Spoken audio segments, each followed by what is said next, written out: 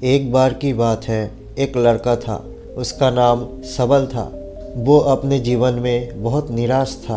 उसकी निराशा का कारण था कि वो अब तक जीवन में कुछ भी नहीं कर पाया था। उसके माता पिता उसे ताने मारते थे कि आपके सभी मित्र कुछ ना कुछ कर रहे हैं, लेकिन आप अभी भी घर पर बैठे हैं।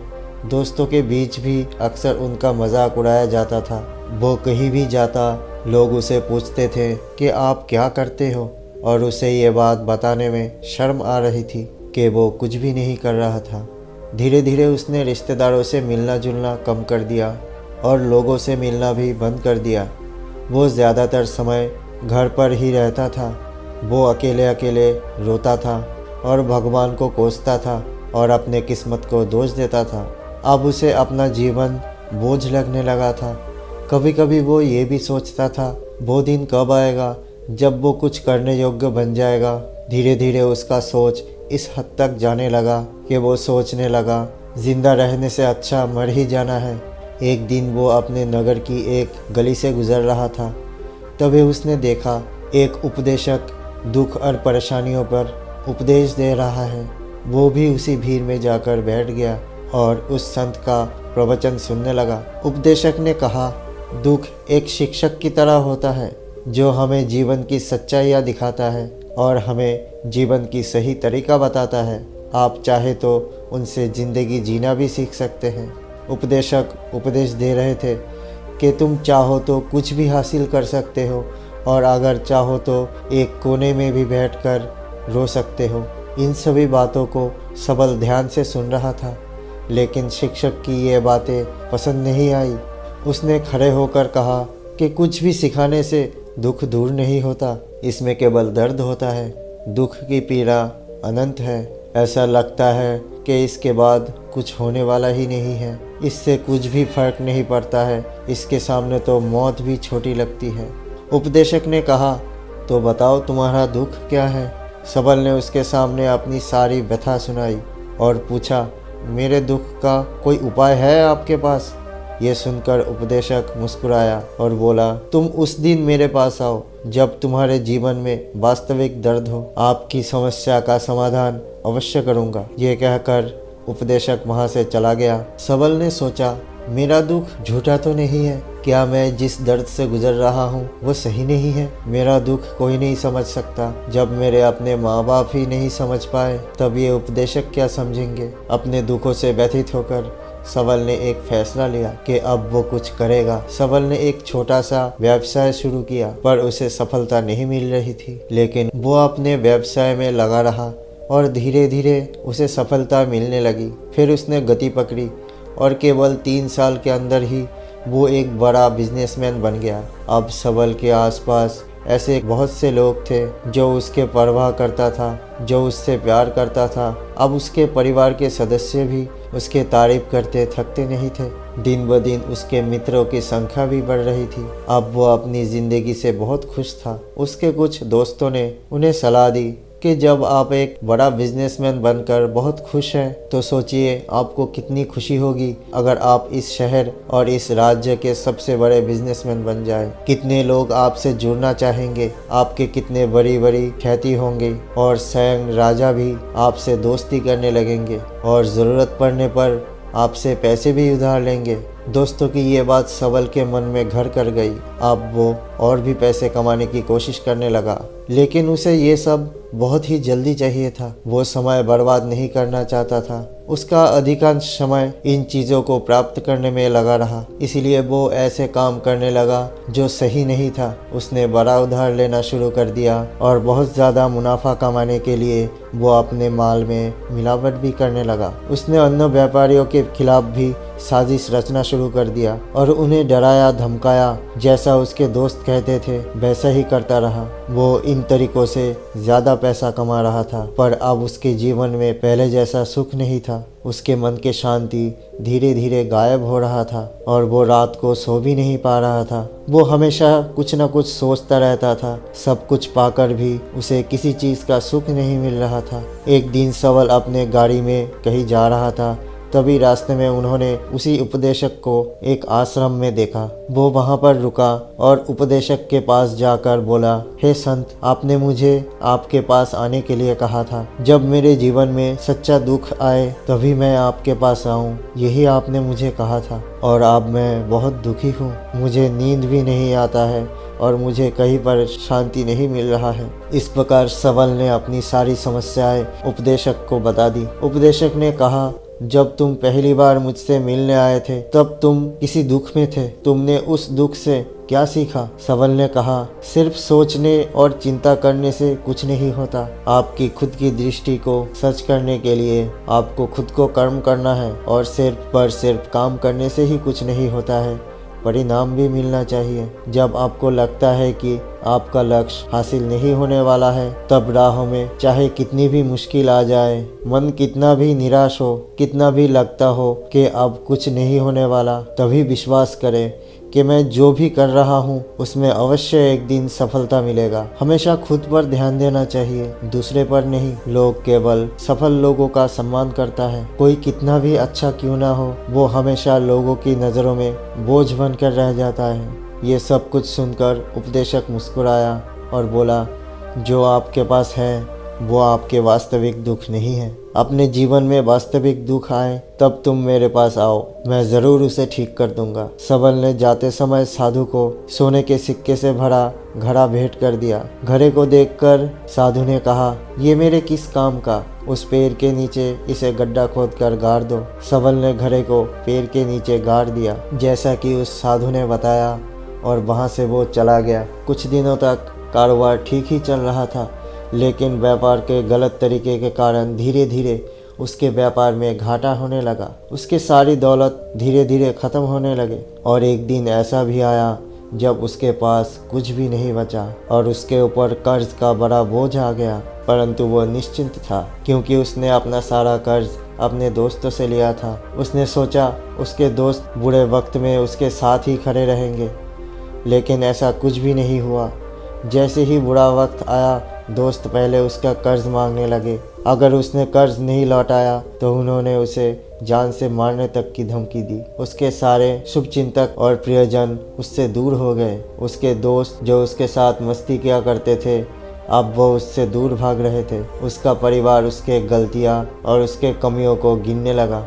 उसके सारे संपत्ति नीलाम कर दी गई और उसके पास अब कुछ भी नहीं बचा। उसके बाद जब उसने अपने पिता से मदद मांगी, पिता ने कहा, मेरे पास थोड़ी सी ही संपत्ति है, मैं तुम्हारे माँ को क्या कहूँगा? अगर मैंने ये संपत्ति तुम्हें दे दिया तो हमारे अंतिम समय में क्या करेंगे? सबल के मन में गहरा दुख छा गया। उसके आसपास कोई नहीं था जो उनके दुख समझ सके, जो उसे संभाल सके। सभी के इस विश्वासघात के कारण वो अंदर ही अंदर टूट चुका था। वो सोचने लगा कि अब जीने का क्या मतलब है, अब तो मौत ही मेरा सहारा है। एक दिन वो आत्महत्या करने के लिए पहाड़ी पर चढ़ रहा था, तब उसे याद आया कि उस महात्मा ने उससे कहा था, मेरे पास तब आओ जब तुम्हारे जीवन में वास्तविक दुख हो, तब मैं सब कुछ ठीक कर दूंगा। सबल उस महात्मा के पास गया और उनको अपनी सारी व्यथा सुनाई। आंखों में आंसू लिए उसने कहा, हे महात्मा, मेरे दुख का निवारण कीजिए। महात्मा ने फिर से कहा, जब जीवन में असली दुख हो तब मेरे पास आना, मैं ज़रूर ठीक कर दूंगा। सबल ने कहा, क्या हो रहा है मेरे ज़िंदगी में? अभी दुख नहीं है तो आखिर असली दुख क्या है? महात्मा ने कहा कि पहले आप मुझे ये बताओ, तुमने अपने दुखों से क्या सीखा? सबल ने कहा, मैंने ये सीखा, जो लोग हमारे जीवन में आते हैं वो हमारी सफलता और प्रगति के कारण आते हैं और वो हमें धोखा ज़रूर देगा, क्योंकि बुरे समय में वो हमारे साथ नहीं खड़े होंगे। मेरे अच्छे समय में वो अपने फ़ायदे उठाने के लिए मेरे पास आएंगे और बुरे समय में हमें छोड़ देंगे। सिर्फ उन लोगों पर ही भरोसा करो जो हमारे बुरे समय में हमारे साथ खड़े रहते हैं। लेकिन ऐसे लोग बहुत ही कम मिलते हैं, लेकिन जिसके पास भी हैं उन्हें सराहना करना चाहिए, उनका अपमान नहीं करना चाहिए। हमें कभी भी किसी के खिलाफ साजिश नहीं रचना चाहिए। अपना काम ईमानदारी और धैर्य से करें और कभी लालची मत बने। अपने सारे दुख, दर्द और अनुभव बयां करने के बाद सबल उस महात्मा के सामने आंखों में आंसू लिए बैठ गया। कुछ देर बाद साधु उठकर खड़े हुए और पेड़ के नीचे से गड्ढा खोदकर उस घड़े को निकाल लिया जो सोने के सिक्के से भरा हुआ था। महात्मा ने उस घड़े को सबल को देकर कहा, मैंने कहा था मेरे पास आओ, जब तुम्हारे जीवन में असली दुख हो मैं सब ठीक कर दूंगा। सबल ने महात्मा को धन्यवाद किया और उनको प्रणाम करके चला गया और उस पैसे से उसने एक छोटा सा व्यापार शुरू किया और अब वो छोटा व्यापारी बनकर भी खुश है। उन्होंने पूरी लगन और ईमानदारी से कारोबार किया। जल्द ही वो एक अपने शहर का बड़ा व्यापारी बन गया। उसका जीवन सुख और सुविधाओं से भरा हुआ था, लेकिन कोई कितना भी अच्छा क्यों ना हो, जीवन में दुख आता ही है। सबल के जीवन में भी दुख तो आना ही था, उसके अपने माता पिता के मृत्यु के रूप में। वो दोनों एक ही दिन मर गए। सबल अपने माता पिता से बहुत प्यार करता था, इसीलिए उनके निधन पर उसे बहुत गहरा सदमा लगा। वो शवों को लेकर शमशान घाट गया और उनका अंतिम संस्कार किया। वहाँ उसने अपने माता पिता को चिता के ऊपर जलता हुआ देखा तो उसका मन बेचैन हो उठा। उसके मन में कई सवाल उठने लगे। वो घर पर वापस आया। उसने अपने माता पिता के घर और संपत्ति को देखा, जिसके लिए उसके माता पिता हमेशा लड़ते थे। आज वो छूटा पड़ा है। जिन्होंने इसकी देखभाल की, इसके लिए बहुत लड़ाई भी किए, अब वो इस दुनिया से ही चले गए। उसके पिता ने जो कुछ भी कमाया वो भी सब रह गया। उसका मन ऐसे अनेकों विचारों के बवंडर में था। वो अंदर ही अंदर अकेला और डरा हुआ महसूस कर रहा था। उसे बहुत ही खालीपन महसूस हो रहा था। उसे लगा कि कुछ तो है जो वो समझ नहीं पा रहा है। इसीलिए वो फिर से उसी संत के पास गया। उसे देखकर संत ने कहा कि जीवन में क्या दुख है। सबल ने कहा, वैसे तो जीवन में कोई दुख नहीं है, सब कुछ अच्छा चल रहा है, लेकिन आज मेरे माता पिता का देहांत हो गया है। मैं इस घटना से बेहद दुखी और परेशान हूँ। महात्मा जी ने कहा, इसमें दुखी होने का क्या बात है, एक दिन सबको ही मरना है। जो आज जी रहा है कल वो नहीं रहेगा। एक दिन तुम्हें भी मरना होगा, शायद तुम कल ही मर जाओ या फिर आज भी मर सकते हो। सबल ने कहा, ये आप क्या कह रहे हैं कि मैं मर जाऊंगा, लेकिन मैं तो अभी जवान हूँ। संत ने कहा, सब जी रहे हैं इसी भ्रम में कि मृत्यु केवल दूसरों को आती है, लेकिन जवान और बूढ़े भी एक दिन मर जाते हैं, बच्चे मर जाते हैं। मौत का कोई उम्र नहीं होता। मौत का उम्र से कोई लेना देना नहीं है। ये किसी को भी कभी भी प्रभावित कर सकता है। महात्मा की ये बात सबल के मन में घर कर गई और वो चुपचाप चला गया, लेकिन उसका मन अभी भी बेचैन था। वो अपने आप में खालीपन महसूस कर रहा था। वो सारा दिन अपने बारे में ही सोचता रहता कि वो कौन है, वो इस दुनिया में क्यों आया है। क्या जीवन का लक्ष्य केवल चीज़ों को खोना है? क्या जीवन का लक्ष्य मेहनत करना, खाना और मरना है? ऐसे कई सवाल उसके दिमाग में लगातार उठ रहे थे, लेकिन उसे अपने किसी भी सवाल का जवाब नहीं मिल रहा था और उसका दुख दिन बर दिन बढ़ता ही जा रहा था। इसलिए कुछ दिनों के बाद फिर से वो महात्मा के पास पहुंचा और बोला, हे महात्मा, मैं बहुत दुखी हूँ, क्योंकि मैं ये भी नहीं जान पाया कि मैं कौन हूँ और मैं इस दुनिया में क्यों आया। ये सुनकर गुरुजी मुस्कुराए और बोले, आज आपके जीवन में पहली बार सच्चा दुख उत्पन्न हुआ है। ये वास्तव में दुख कहलाने के लायक है। सबल ने महात्मा से कहा, हम नहीं जानते कि हम कौन हैं, हम क्यों आए हैं और हमें क्या करना है। महात्मा ने कहा कि हम सभी इंसान हैं, जीवन भर संग्रह करते रहते हैं। सभी इंसान जीवन में धन, सम्मान, परिवार, प्रतिष्ठा, मित्र, शत्रु आदि जमा करता है। महात्मा ने पूछा, क्या हम एकत्रित की गई चीज़ों में कुछ भी अपने साथ ले जा सकते हैं? सबल ने कहा, कोई भी इंसान अपने साथ कुछ भी नहीं ले जा सकता। वो अकेले आया है और अकेले ही जाता है। मेरे माता पिता भी अपने साथ कुछ भी नहीं लेकर गए। धन संपत्ति, वैभव सब कुछ यहीं पर छोड़ कर गए। महात्मा ने कहा, अब मेरी बात ध्यान से सुनो। इस संसार में हमें जो कुछ संग्रह करना चाहिए वो हम नहीं करते। चीज़ें हमारे सामने होता है, लेकिन हम उन्हें देख नहीं पाते और ना तो देखने की कोशिश करते हैं। हमें इस दुनिया से जो कुछ भी इकट्ठा करना है वो हम खुद हैं। हमें खुद को जुटाना होगा ताकि हम मरे तो हम एकजुट होकर मर सके और खुद को पहचानने में सक्षम हो सके। और इच्छाओं में हम हमारे अंदर बैठे हुए प्यार, नफरत, गुस्सा, ईर्ष्या, क्रूरता, धन, संपत्ति, प्रतिष्ठा, सम्मान, पहचान, धर्म, जाति, सैकड़ों हजारों ऐसी चीज़ें हैं जिनमें हम विभाजित हैं और इन्हीं टुकड़ों में हम जीवन जी रहे हैं। इन विभाजनों के कारण हमारी चेतना कभी भी एक नहीं हो सकती। हमारी चेतना शक्ति बिखरी हुई है, इसीलिए हमारे पास इतना समय नहीं है, इतना ऊर्जा नहीं है कि हम मुड़ सके और अपने भीतर देख सके।